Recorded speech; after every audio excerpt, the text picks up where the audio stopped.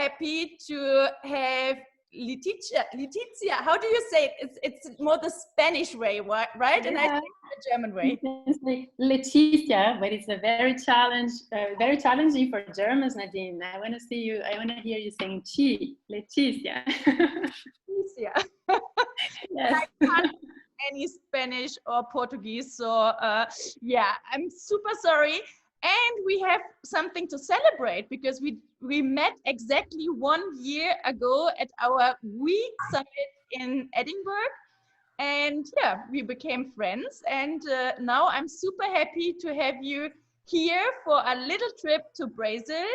And our topic is, because it was a quote we found, and I think we both never heard about it, but it's really like, let's check if it's really bigger than Europe, wilder than Africa, and weirder than Baffin Island. Yeah. What's your opinion on it?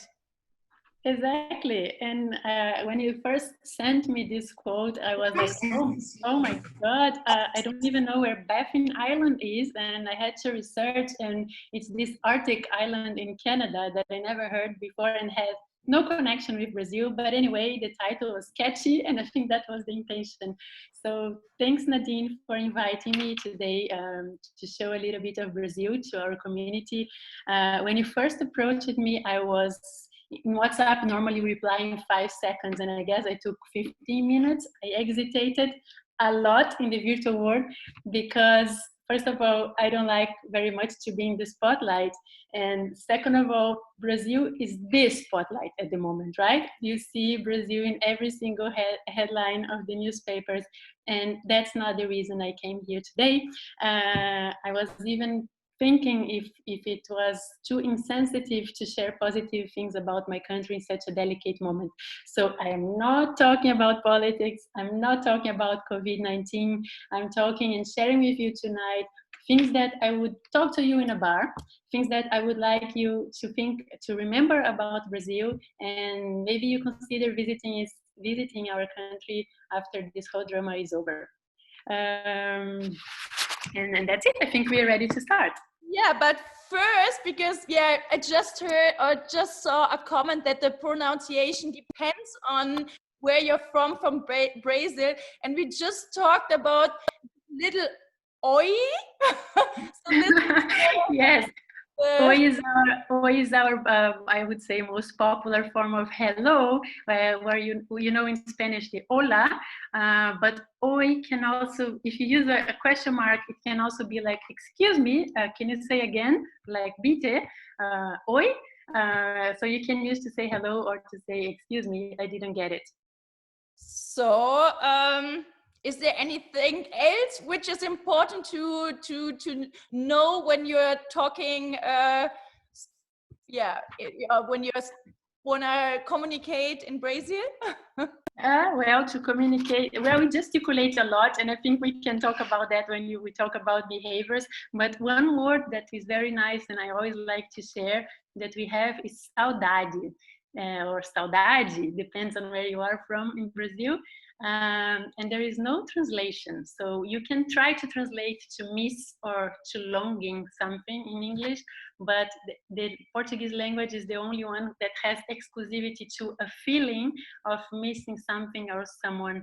And it's very strong in our culture. We have it. It probably comes from Portugal. You hear a lot in fado, in the Portuguese music, but also in our bossa nova. This is very strong. So if we have Brazilians here, you probably heard bossa nova. Chega de saudade a realidade. So it's very melancholic. It's really nice. And at this moment, I'm dying of saudade of my country. So yeah, that's enough of words for today. Yeah. So and now I wanna travel to Brazil. So yeah. Let's go. Yeah, let's take the plane to Brazil. let's travel together. I think it's nice to situate a little bit, to give a little orientation of where Brazil is. Brazil is in South America.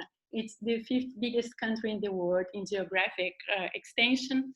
We are behind, I guess, Russia, Canada, US, and China. We have more than 200 million people. It's a lot of people. And one nice comparison is when you think of Brazil from north to south, it's like going from Cologne in Germany to Gibraltar and back. Or if you think of our coast, it's like going from Cologne to Beijing. It's a lot of land. That's when we say it's a continental country. It's really, really big. We are the biggest in South America. You could fit UK here inside of the state of São Paulo, for example, or France, which is a little bigger than Bahia, but we can say that France fits in Bahia just for a visualization, to help in the visualization. So we can fit many countries in one, just to give you an idea of how huge it is. Our official language is not Brazilian, it's Portuguese. We were colonized by the Portuguese and we inherited the language. We also don't speak Spanish. Spanish is the only country in South America that does not speak Spanish. I think this dimension is interesting to talk about, the dimension as well, because of the temperature. So normally when I meet someone abroad, people have this idea that I'm always at the beach, tanning, Rio de Janeiro, right, Copacabana, but no, Brazil can also be really cold. So of course not as cold as Germany or Switzerland, but I think the maximum temperature register was 44.7 in POE in the north. Of course, that's not the average, right? And the minimum was minus 14 point something in Caçador, Santa Catarina.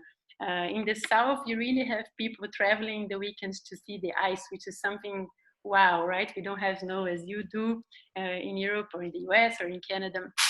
So just to give you an idea, in Curitiba, in my city, my husband would also always joke that we need 3 pairs of socks and 3 blankets because there is no heating system by default in the houses. Although we know there is winter coming every year, we are never well prepared. We always have this, I don't know, dream of living in a tropical country. So another interesting thing is our accent. Our accent can differ a lot from the Portuguese. So to give you an idea, imagine the North American English and the Australian English. It's different, right? Sometimes if you learn the American English, you need to stop and really concentrate in the Australian accent. Brazilian Portuguese and Portuguese from Portugal is similar. So sometimes you don't get it. I studied in Lisbon for 2 months and for 4 years, and I took 2 months to understand my teachers, to really get everything they're saying, because it can differ a lot. And I guess that's it about situating you. I get it, especially with Australian people. I'm always super lost and I have no idea what they are talking about. But maybe you can tell us a little bit about the history. Yes. So this history being shared here in 10 seconds is impossible, right? As every history. But in Brazil, I want to give you an overview so you understand the diversity that we carry everywhere in our food, in our music, in our architecture. We were colonized by Portugal, right? Although many other nationalities saw Brazil, the ones who put the flag in there was Portugal in 1500. So what happens is, I think you have to imagine that it's obvious that the Portuguese arrived there, and there was already a community of a population, a huge population of indigenous people. I tried to research here for you the number of people who live there, and it's very different in different sources, but you find books telling there was 100,000 indigenous, others that say from 1 million to 8 million indigenous. But the message is, and there is a very nice book here I can show maybe for the Brazilians because it's in Portuguese. Brasil, the history told from who saw it. A história contada por quem viu. And the first page is really cool because it says it's not fair to share our history the way we do because indigenous didn't have a writing. So they could not register what they witnessed, the things that happened before the colonization or during the colonization. So our history is pretty much told by Europeans. But that's what we have. And along the time, we have the occupation, and we have different invasions. We had French people coming to Brazil, we had the Dutches, we had Spanish, we had several nationalities coming after our natural resources. There is an interesting letter from Caminha, one of the writers, the clerk of Pedro Álvares Cabral, that tells the first impression, like when you look at Instagram today, what is Brazil? It's full of resources. They have a huge forest, numerous, like a huge amount of rivers. They have minerals, they have gold, they have exotic animals. And that placed Brazil in the map. Many other countries started to get interested. Those who were running after the spices during the spices route to India, and they started to drive attention to Brazil and South America in general due to this abundance of resources. And then I'm gonna fast forward the history. We after, like in a later stage, we had a lot of immigrants. Our country is a country built by immigrants, by indigenous people. We had a lot of slavery, unfortunately, but we also had a huge amount of immigrants coming from Italy, from Germany, from Japan. We had Arabians, we had a little bit of everything. And that is going to explain a lot what we are going to see now. We are going to travel together to the cities, see the architecture, and see a little bit of influence in the customs. So if you're ready, we can start our journey through Minas Gerais. Yeah, okay. So Minas Gerais, I'm gonna jump 100 years of history, and it started to become important in Brazil after the sugar cane industry dropped, and they discovered gold. At this moment, a lot of people started to go to Minas Gerais to explore the mining, and it became the focus of attention everywhere. And so the Portuguese started to build cities and villages for the people who were there working, exploring, churches, of course. And they built a big road connecting Minas Gerais with São Paulo and Rio de Janeiro. It's the Rio Road. And because they needed to transport the gold to the ports that existed at the time in Paraty and Rio. So this is, I think, the beginning of the infrastructure development in our country. But the message here, these are the historical cities of Minas. You have Ouro Preto, Mariana, and they're extremely charming. So if you ever consider going there, there are coffee shops and restaurants, and you have cachaça, that probably a lot of you know, this drink that is very popular in Brazil. You have book festivals, you have many things, and an exuberant nature. This image that you guys see here is Brumadinho, is like a hill, and you can do hikings, you can explore a lot of our forest over there. And then a few kilometers away from the historical cities of Minas, you have Inhotim. Inhotim is a contemporary art, a botanical garden built by one mining entrepreneur, Bernardo Vaz, if I'm not wrong, and it's one of our most important museums and one of the biggest in South America. So I think here you have a mix of forest, because you're in the middle of the forest, and you have these magnificent installations, art installations from international and national artists. It's really important for our culture. They bring a lot of events inside towards education, and it's a beautiful place to be. It's like waking up in a dream. It's something really incredible. And the gardens of this museum, I would say, this contemporary art place, it's designed by Burle Marx. You're gonna hear a lot this name along our conversation. He was a very important landscape architect, and he represented a very important, I don't know, position in our history. And Rio de Janeiro, this is the state of Rio de Janeiro. Paraty, hold on. Yeah, I've never been to Brazil, but now I definitely want to travel to Brazil. I hope you do. I do. I truly hope all of you book your tickets because it's a really amazing place. Who has been to Brazil can maybe write in the chat later that we have a little bit the idea who has been there or not, but just later. Okay, cool. It would be nice to know. And where did you go, maybe? So state of Rio de Janeiro, as I was telling, from Minas, they built this road connecting to the port. Paraty had one of the ports at the time. So I brought my family here, my mother-in-law from Germany, and it was raining non-stop, but still it's extremely, extremely charming. So like, it's similar with the historical cities of Minas Gerais, but you have the sea. You see the fishermen, it's very bucolic, very colorful. And you have one of the most important literature festivals in our country, Flip. And there is a competition, but it's mostly about the celebration and the debate of new ideas on the streets. It's open air, everywhere you're gonna find something happening, which is truly amazing. It happens between July and August, more or less every year. I just checked online and they still did not cancel. I don't know how it's going to be now with the current situation, but it's something to put in your calendars, especially we are talking here with the creative community. There is a lot going on, a lot of music, super interesting, and not everyone knows about it. Then we traveled to Rio. And Rio, I think I don't need to introduce to you. Everyone saw in some postcard, picture, guidebook, I don't know. We have these worldwide famous landmarks, Christ the Redeemer, Sugarloaf.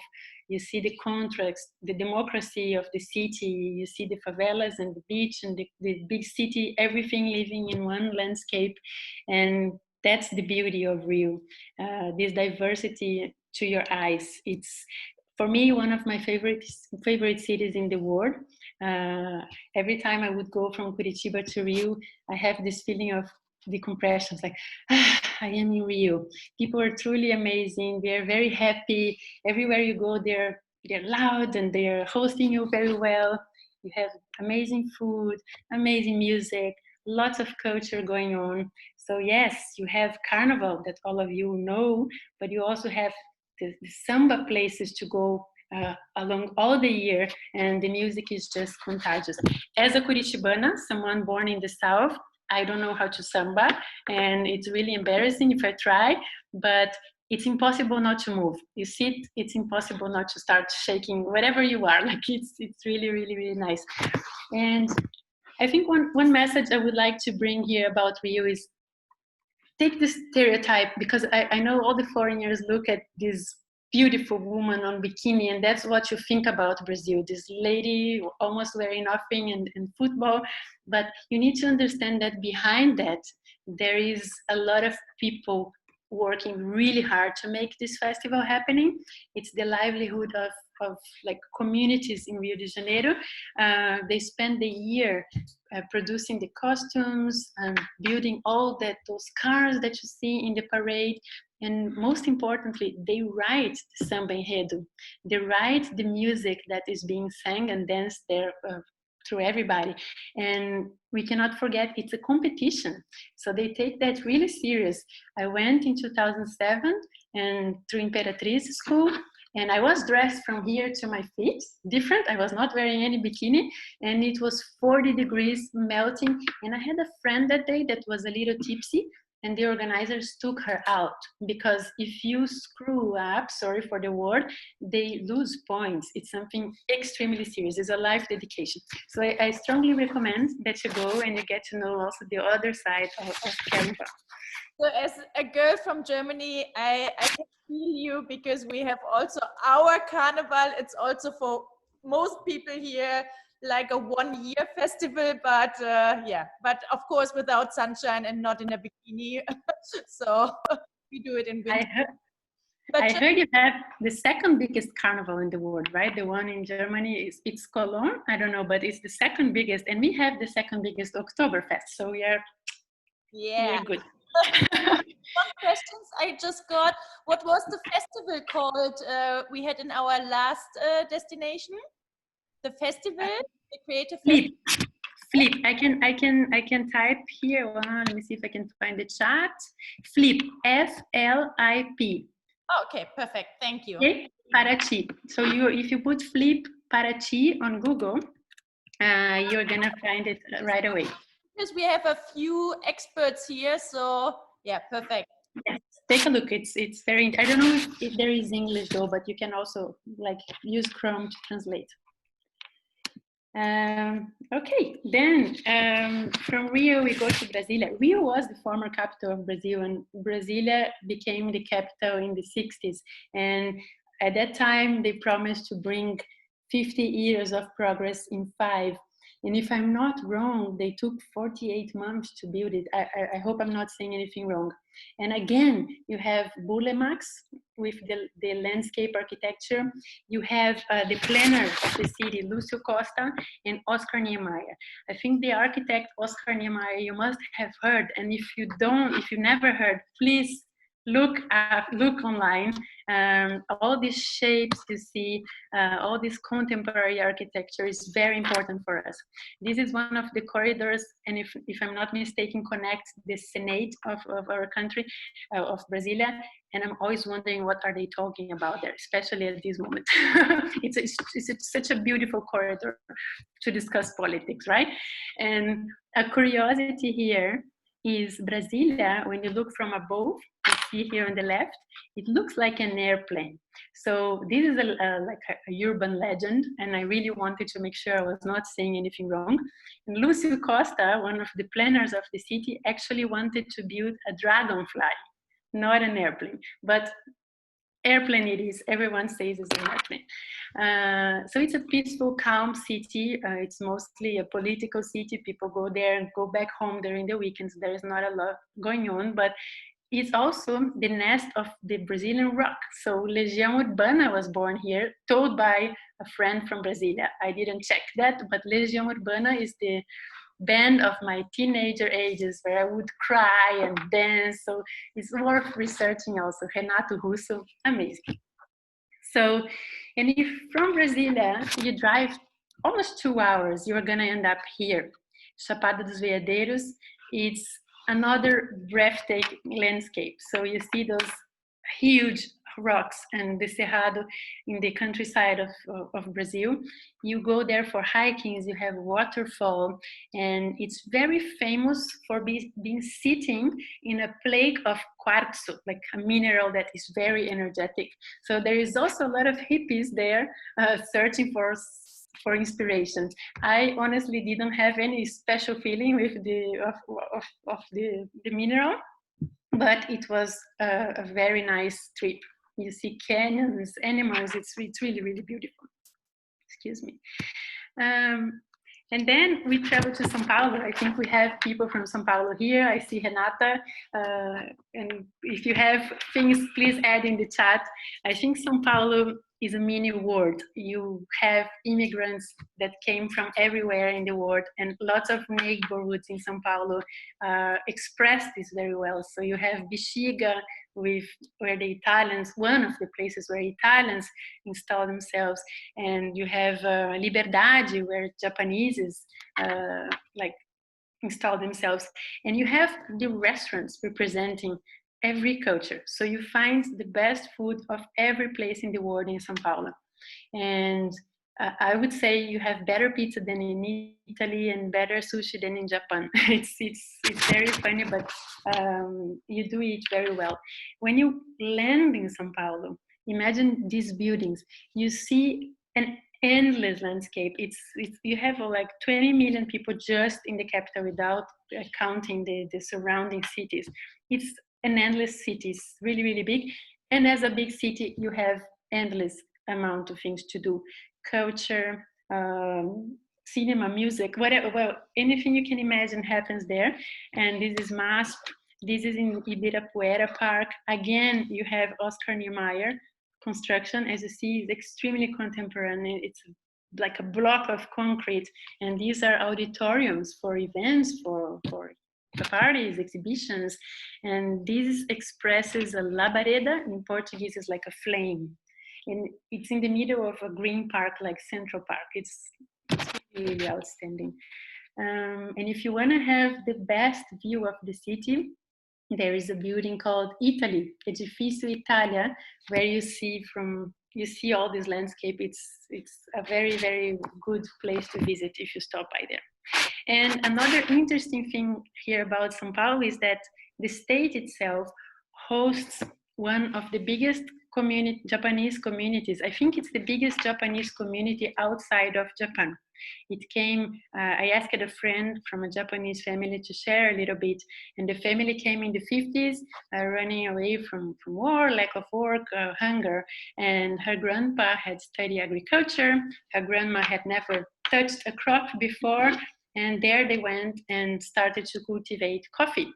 And that happened with rice and with so many families, and they really established their culture there. But the language was an issue. We had a nationalization campaign at our former president Getúlio Vargas, where it was forbidden for foreigners to speak their language, their country language. The same happened to my family in a different stage, and I will share a little bit. But for this reason, her father didn't speak Japanese. He understands, but he doesn't speak. So I think that happened to many, many families. This is Patricia's history.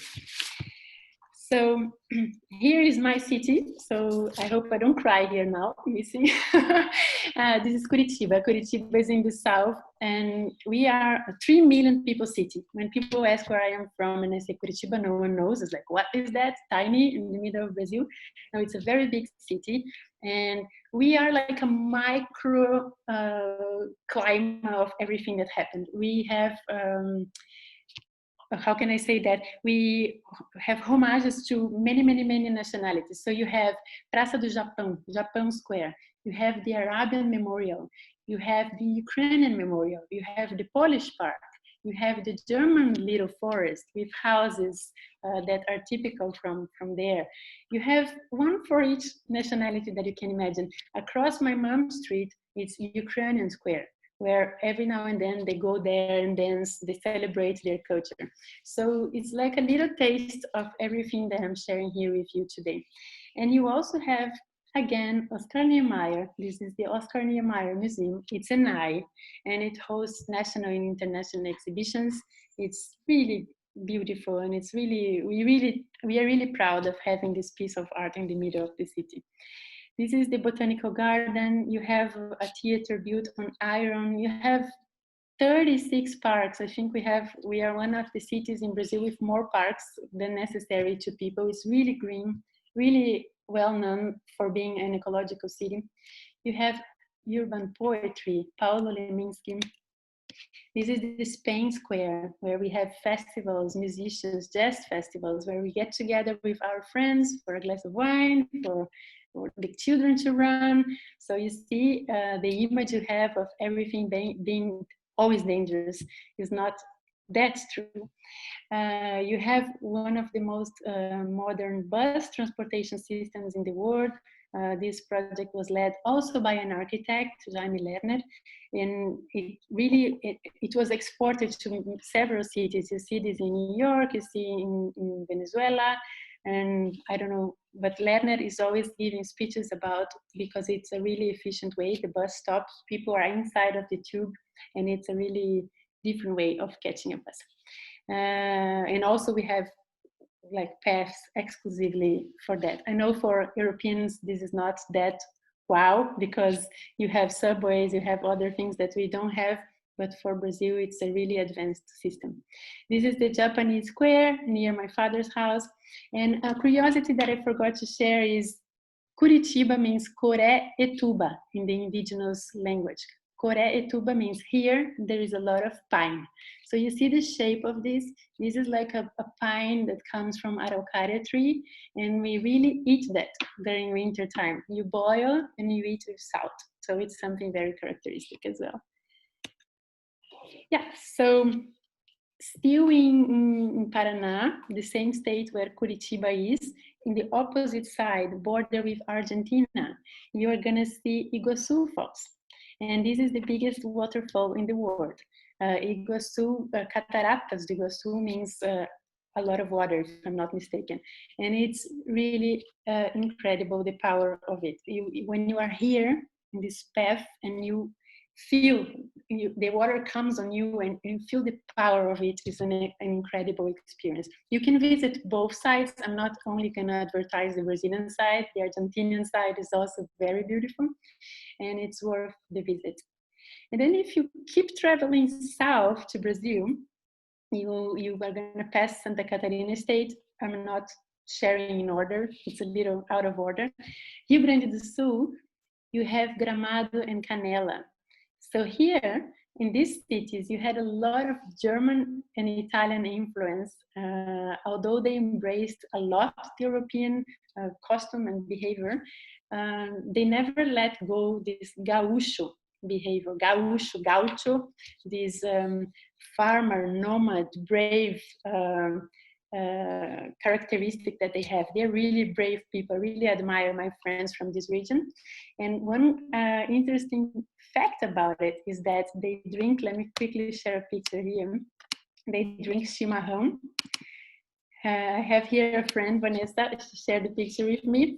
So this really big cup that you see is called cuia, and this kind of straw in metal. What they have inside is an herb called erva mate, and they drink with hot water like a tea, and it's a really good antioxidant. But apart from that, the main characteristic is when a gaucho invites you to have this chimarrão, means they're being extremely they're really representing the hospitality of their people. They're embracing you like a friend. It has a very strong symbolism. And when they would share chimarrão in the office, we work it together, that means a lot. It means that you are in their circle of trust.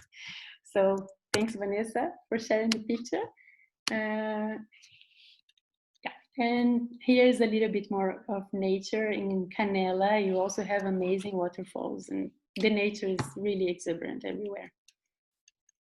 Then here we have it. We have the second Oktoberfest in the world. This is in Santa Catarina state. The city is called Blumenau. I still have a lot of family in this region. And you do see the Bavarian architecture. And this is also a symbol, a huge trace of our diversity during the immigration. You see the signs, and this is not a scenery. This is really there all the year.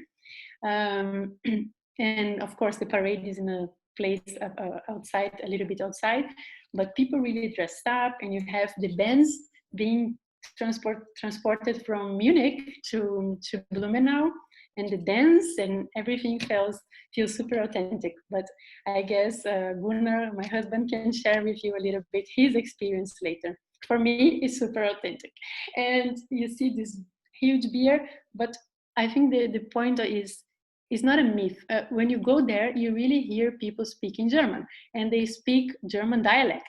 So I have a German friend that went there to work, and she couldn't understand the German that people were using. She was being corrected. So they were correcting her to the dialect of Blumenau.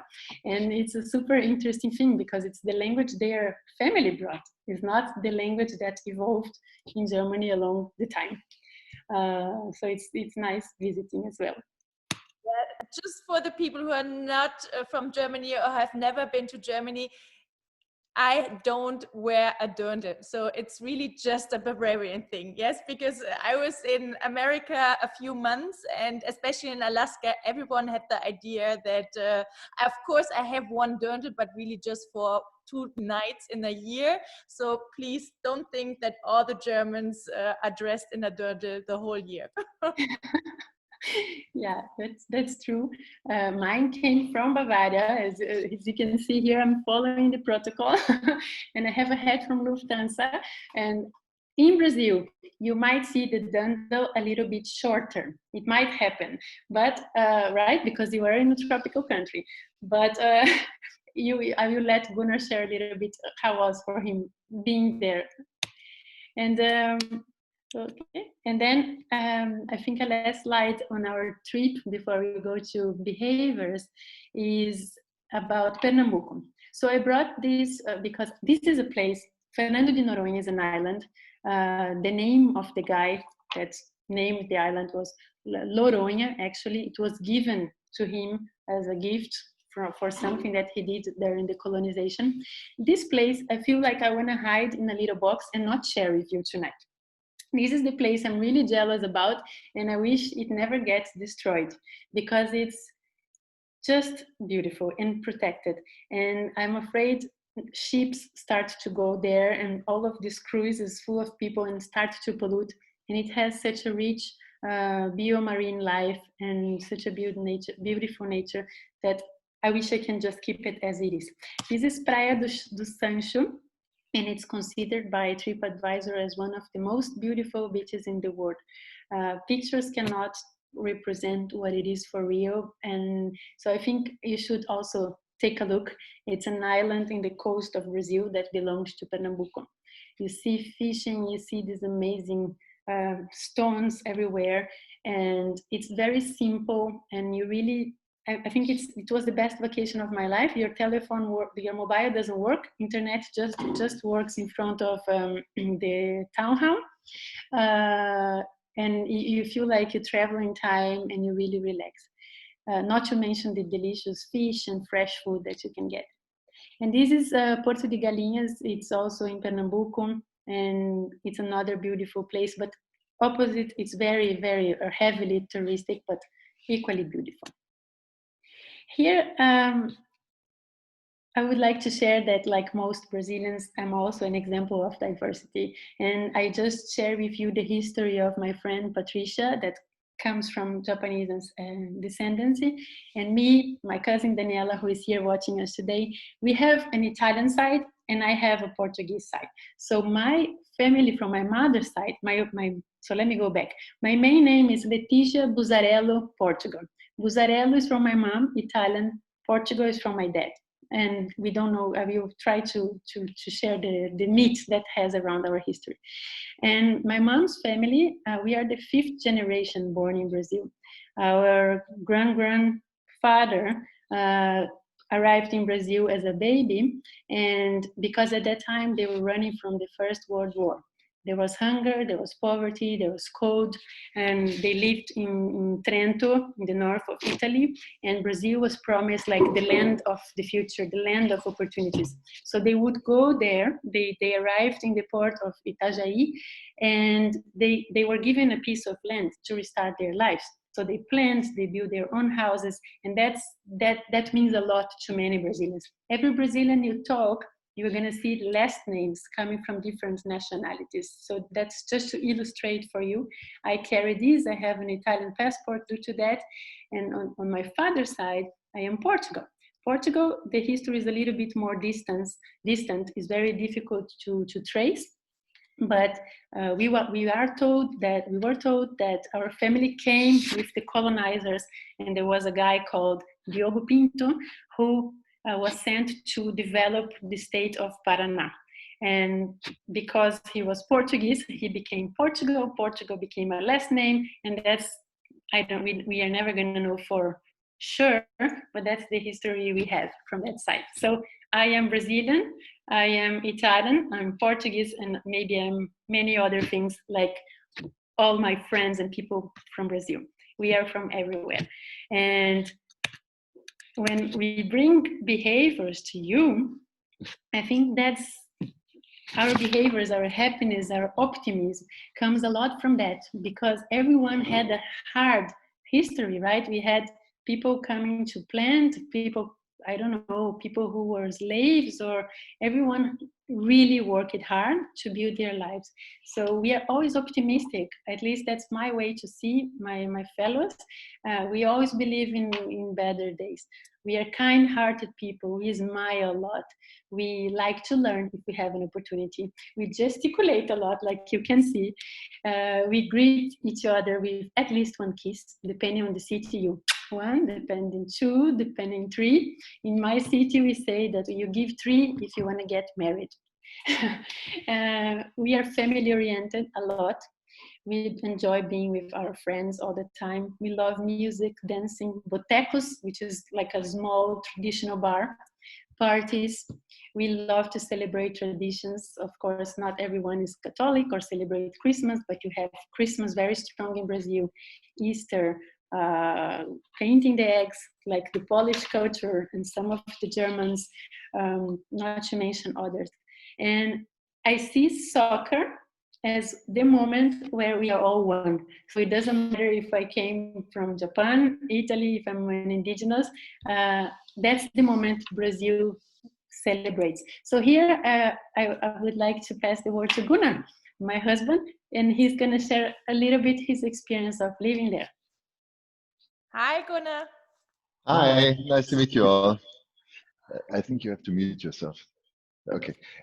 So yes, I think I don't want to take too much of everyone's time, but I was fortunate enough that I arrived in Brazil in 2014 or end of 13, and I basically was there for the World Cup. I was there for the Olympic Games, and I got married at the end. So it doesn't get really much better than that.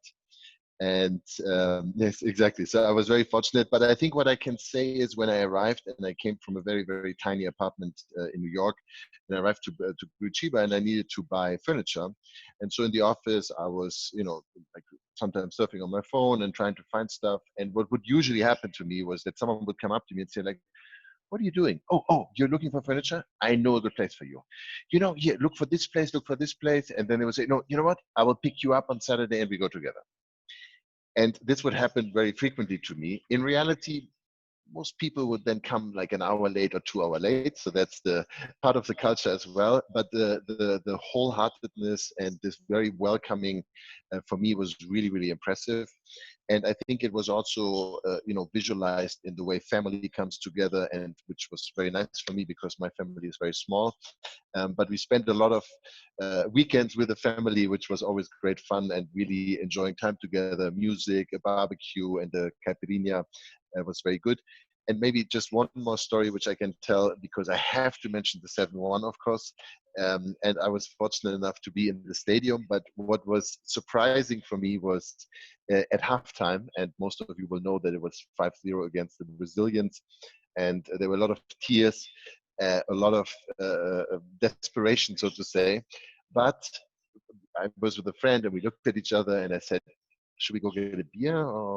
So then I went finally in my German jersey. And what happened was actually amazing because people came up to me and said, your team is fantastic. Congratulations. And I was, for obvious reasons, a little scared for my life, but I was shocked how warm and wholehearted the Brazilians accepted this, even though it is the national culture, and really expressed, the other side of the loss that they were seeing. So I had a lot of good experiences in Brazil along the 3 years I was there. But I think being with the Brazilians, living in the culture, was definitely the best part of the whole thing. Yeah. Woo!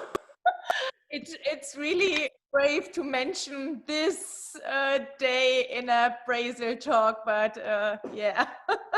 Yes, 7-1 was really embarrassing. Yeah, but I think you took it really with the heads up, and yeah, it was. I think you just shit happens. Shit happens. Yes, and you deserve it. Yeah. So I guess we can go to food, and I see that Hofi is here from Indonesia. I see her face, and here for me is the biggest similarity we have with Indonesia.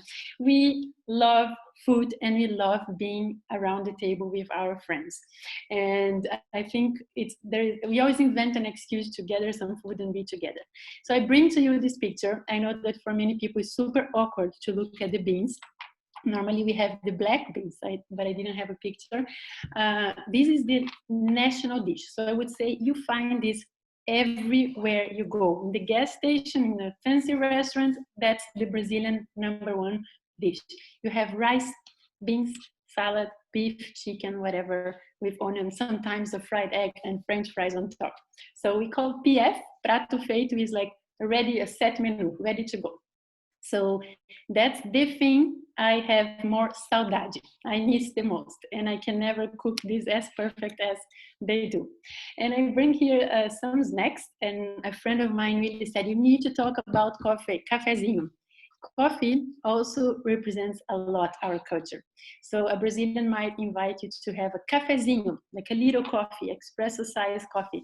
It means many things. It can be like a break from work. It can be a reason to go out with your friend and chat. Coffee it plays a really big role in our culture. Normally served with pão de queijo. It's a cheese bread that you might have seen somewhere, but you land in Brazil and the airport smells cheese bread. It's really, really, really the smell of our airports. It's really good. You have these cookies that are served at the beach, like sold in the beach in Rio de Janeiro, very popular. I heard that with COVID, they had to close. I hope this is not true. You have coxinha, which is like a croquette of chicken that might have cheese inside. Tapioca, this is becoming international. And pastel that can be filled with cheese, meat, whatever. And you find also everywhere, normally in open markets or by the beach. And it's something that you grow up eating. Nothing healthy, right? And you have more food. You have feijoada. It comes from our colonization time. It was made with the rest of the food from people's house. So it's rice, black beans, rest of meat. Nowadays you use the meat you like, orange, some, I don't know how to translate couve, maybe someone can help me, bacon. It's also a festive food for us. When we do feijoada, normally you have a big group of friends or family. We do eat a lot of pasta. We have this Italian in our DNA. This is moqueca. It's like a soup of fish and spices and rice and things that I cannot describe because I'm not from this region, but you can open something called Taste Atlas, something I found out yesterday. You can click all over the world and find the food description. It's really amazing. Artichoke, if you have Italian heritage, that might be common in your house. Barreado, from the coast of my state near Curitiba, it comes from Açores in Portugal. It's this meat cooked for 48 hours with spices. You serve with yuca, rice, and you mix like a paste. And the waitress in the restaurant is gonna turn that on your head. And if the food doesn't fall on your head, means it's good to serve, so you can eat. And of course, barbecue. The people in Goiás say it's their tradition, but the people in the south are gonna fight and say it's their tradition. It's everywhere, and it's always a reason to get together. Fruits, I know the people think of Brazil and imagine tropical fruits. We have lots of guava, pineapple, caju. The cashew that you eat from the supermarket comes from this fruit. It's actually red and slightly sour, and some coconut, very rich in our culture as well. Jaca, things that passion fruit, caipirinha with passion fruit is popular as well, and that's it, not to mention more. So it's very colorful. Of course, we don't have this amazing basket every day in our houses, but it's common to have fruits in our culinary.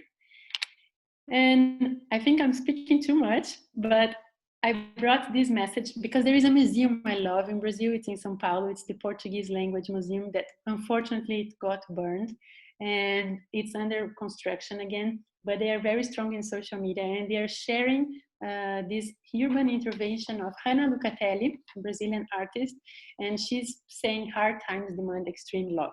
So she's placing these signs everywhere in the city to spread some love, and her social media is all about love as well.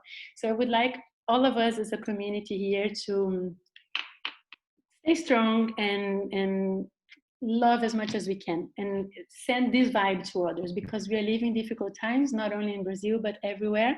And I would like us to spread this vibe and never, never, never, never the hate speech anywhere. So thank you very much for your time. Thank you. Woo! Yeah. Anyone has a question to Leticia? Questions? No? Otherwise, yeah, thank you so much for sharing your insights. And oh, there's one. What about the music? Yes, I wish I could spend like an eternity talking about music, which is not my expertise, but I recommend you to leave this call and look for bossa nova, look for types of dance, for forró, frevo, but bossa nova is my passion. So if you can look at João Gilberto, Vinícius de Moraes, sorry, Tom Jobim, yes, Vinícius de Moraes, look at our bossa nova music. It's my favorite. And there is also a Portuguese singer that is singing with Brazilian accent called Thiago Nakarato, and before this call I just heard him singing about saudade. So maybe you look at his Instagram, Tiago Nakarato, and you're gonna find a live of him on the guitar singing about this feeling that I was trying to express at the beginning of our conversation. Yeah. What was the landscape designer's name? Landscape is Burle Max. Maybe Nadine, if you want, I can share all these names and you can send through to the team via newsletter, email. I can share every name because I didn't put in the slides, and you can send all the links. Perfect. It's Burle Max and Oscar Niemeyer. Perfect. Thank you so much. And yeah, what's the best way to connect with you? I think it's Instagram, right? Or LinkedIn? Instagram, you have me tagged on the Cologne page, or here by email or LinkedIn or whatever you like. If you want to know more, you can always reach out to me and we can have a one-to-one chat. I can just say it's worth to connect with Leticia because it's always positive and super lovely. And I can just say it was so good that we met exactly 1 year ago, and we are celebrating now our first anniversary with this talk. And yeah, just also a little thing I want to share with you because yeah, as Leticia mentioned, it's really tough times, especially when I see pictures in America, but also I used to live in Hong Kong, and I'm so happy that Rufi is now part of this talk. And I think it's 2 a.m. or midnight for you, but yeah, Creative Mornings just showed me how much we need conversations, how much we need to know what's going on in other countries, what's the culture, to understand each other a little bit better. And yeah, so please travel around. I think that's the best education we can get, and talk to people, get to know their stories. And yeah, that's also my message to you. And I hope you enjoyed a little bit our journey today. Next week, we are traveling to Hong Kong.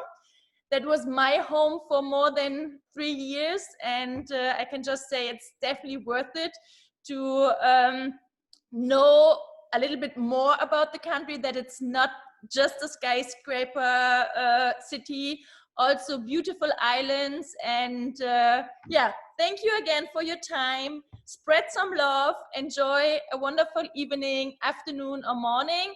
And thank you so much, Leticia, again. Thank you everybody for joining us this evening. And yeah, connect. And yeah, I can just say good night, hugs, love, stay healthy, and see you soon. See you, bye bye.